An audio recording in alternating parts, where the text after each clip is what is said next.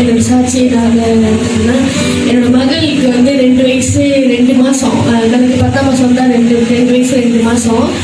அந்த நேரத்தில் பாஸ்டர்மாட்ட வந்து வாய்ஸ் மெசேஜ் அனுப்பிங்க. இந்த மாதிரி ஹாஸ்பிட்டலில் சொன்னாங்க 1ஆம் மாதம் அவங்க வந்தாங்கன்னா பேசலன்னு சொன்னால் ஓகே கார்டு கொடுத்துருவோம், ஏன்னா ஸ்பீச் டிலேயாக இருக்குது, ஓகே கார்டு கொடுத்துருவோம், ஏன்னா பேசலன்னு சொல்லி ஒரு வார்த்தை கூட அவங்க பேச மாட்டாங்க.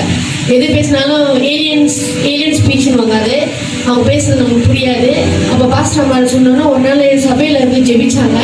2 விஷயத்துக்கு ஜெபிச்சாங்க. ஒன்று வந்து அவங்களுக்கு காய்ச்சல் வந்து வாயில் கட்டி வந்துருச்சு. கட்டி வந்தாலும் பாஸ்டர்மா அப்பயே அந்த கட்டிக்காக ஜெபிச்சாங்க. கட்டிக்கு ஜெபிச்சு 3 நாள்ல அந்த கட்டி தன்னாலே அமர்ந்து அந்த வாயிலேருந்தே அந்த கட்டி அமர்ந்துருச்சு. 2வது இன்னொன்று என்ன நடந்துச்சுன்னா, அவங்களுக்கு பாஸ்டர்மா ஜெபிச்சு 1 மாசத்துல நான் வந்து உட்காந்து டிவி பார்த்துட்டு இருந்தேன். பிள்ளைங்க கூட உட்காந்து டிவி பார்க்கும்போது திடீர்னு சட்டில் உள்ள அல்பபெட் வந்து படிச்சுட்டு இருந்தாங்க என் டாக்டரை.